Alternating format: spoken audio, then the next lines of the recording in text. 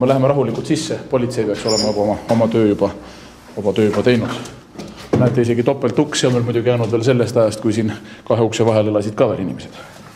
Ja tõesti ei ole palju öelda, et olukord on üsna jõhker see pilt. Siin on õnnetus, mida me juba eelmises saates nägime, mille peale tuli meil ka palju kirju ja joonistusi meie saatesse.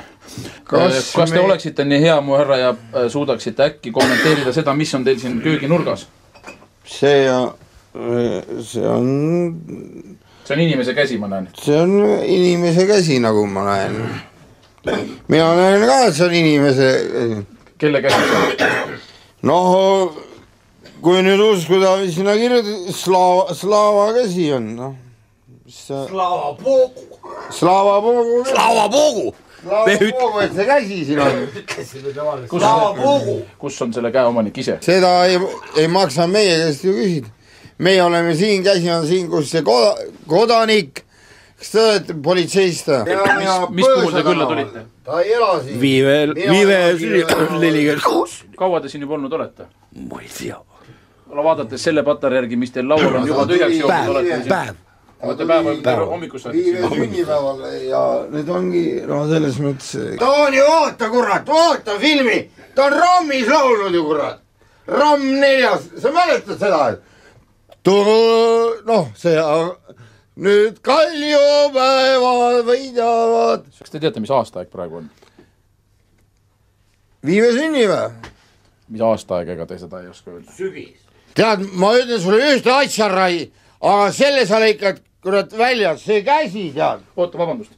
Tähendab, mina olen siin saatejuht ja mis me välja lõikame ja mis meil see käsi, kurat, ei, kus me peame teadma, mis. Kas sa tead, kes sul on külas käinud võib-olla?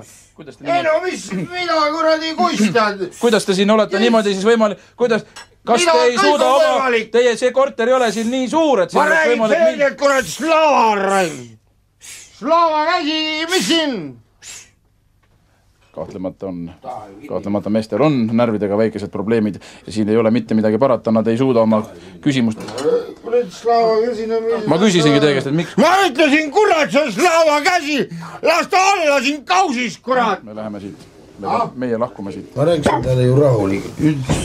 Kurat käsi, Slava käsi. No las ta kurat olla. Las ta läheb minema. Võib-olla järgmine kord Slava jätab siia jaamist.